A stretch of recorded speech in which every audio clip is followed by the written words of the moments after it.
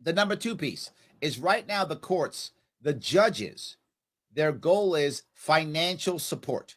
That's their goal. Now, financial support, it does matter. Of course, I don't want to say money isn't important. It is important. But the number one goal should always be when it comes to children is children with kin.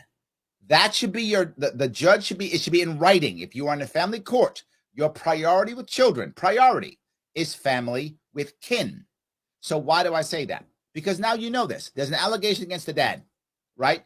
So now the dad, but the mother is also bad. They're both bad in this case, right? But the dad has some allegations. So you could give the kid to the uncle, to dad's brother.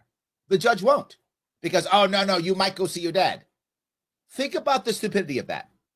Literally, the judge says, oh, I don't want to give this kid to his uncle, who is his family, who loves him, because there's a chance the kid might see his dad.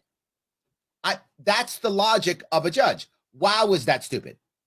Is there a chance the dad's a bad guy? Yes. Is there a chance the mom's a bad guy? Yes. Of course there's a chance. But here's what I know for sure. Putting your kids in the system statistically is always worse. Always worse. The odds are against the child who goes into a system. The odds are for a child if you put them with kin.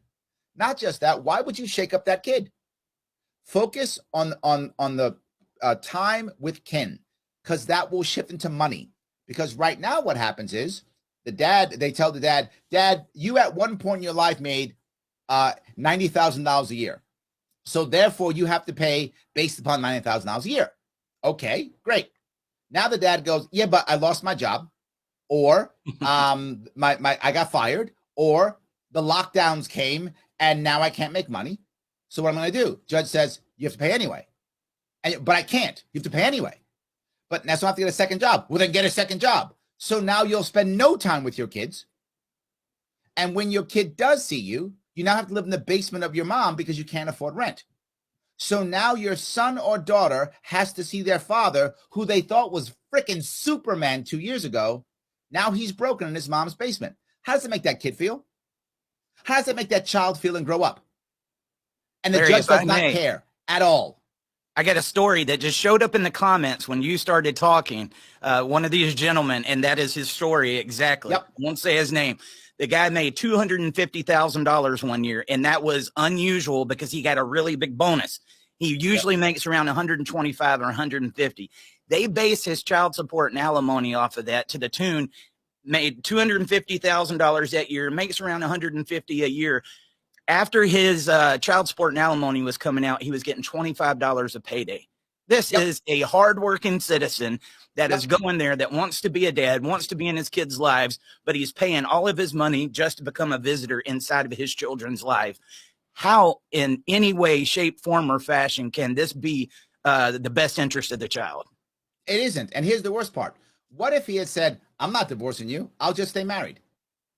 And you know what else I'm going to do? I'm going to stay married and not have a job. I'm going to live in your basement. What's his punishment? Nothing. So if you are a deadbeat, if you are an actual deadbeat and just don't get divorced, you're fine. There is literally no punishment. So you try to get your life on track by leaving and not having a toxic relationship with your spouse. You try to do the right thing for your family, and the state punishes you. But if you just stayed in your house and said, you know what? I don't like you. I'm mad at you. I'm going to yell at you every day. I'm not going to go to work. The kid's not going to have any shoes. The state goes, well done. Good job. Good job. How in the world can the state order you to pay when if you were married, you would not have to pay? Does that make any sense? Oh, it makes a lot of sense. What you're saying makes sense. Yes. So now I'll go further, though, because now when your kid goes to college, the court will force you to pay for your kid who's 19, 20, 21, 22. How in the world can a court force you to pay for an adult? How is it even constitutional? How is it even legal? The person is legally an adult. Now, I'm not saying you shouldn't pay for your kid's college. But again, if you stayed married, do you have to pay for your kid's college? No. Would you? You probably would if you love your kid and have cash. You probably would, right? But that's up to a parent. But if you just because you get divorced, now you must by law pay for your kid's college? Again, not that you shouldn't pay for your kid's college, but how can the court force you to? This is unconstitutional. It is completely illegal and wrong, yet they get away with it without any question, because all that matters is money coming through the system. Follow the money. As long as you're paying, the state's making money. This is how the judges get paid. This is literally admiralty courts from back in the 1700s. This is something we fought a war against, and we still do it. So we have to break this entire system, because then it comes to the next piece, which goes on top of this, which is, okay, you don't pay, so I got to punish you. So how do I punish you? I put you in jail. Holy crap, is that stupid? So now the judge goes, well, I'll teach that dad. I'll put him in jail. So now my son or daughter has to watch their dad, who 3 years ago they thought was Superman, do a perp walk. So they can put him in jail. And then how are you going to keep your job when you're in jail? And then how are you going to get a job when you're arrested? How are you going to still racking up? And they don't have to, and they still rack up. They don't care. Why? Yep. Because remember, the judge and the state, they're not there to help you. They are the mob.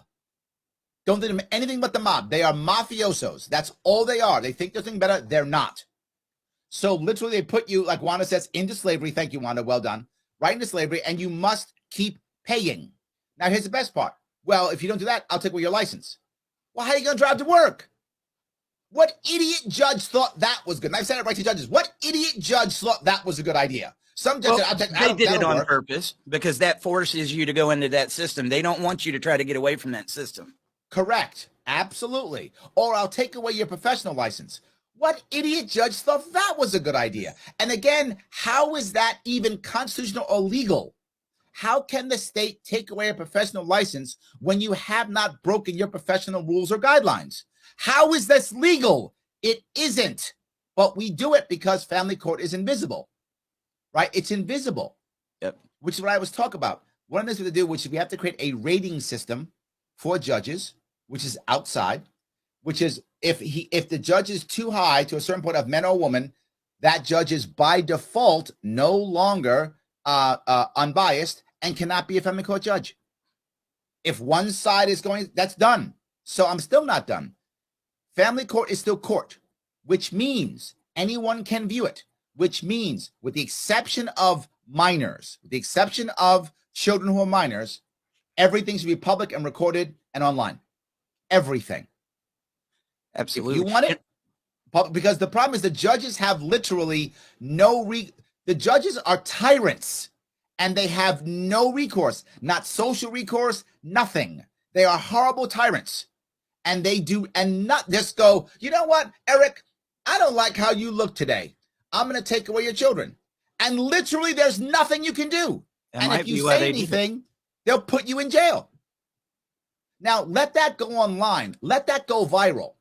Let that judge have to now look at their own people around them and own society and go, wow, judge, you're an ass.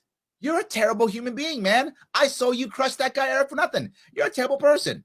Let his peer group tell him that. That begins to happen. You'll watch better judges. You have to change the culture.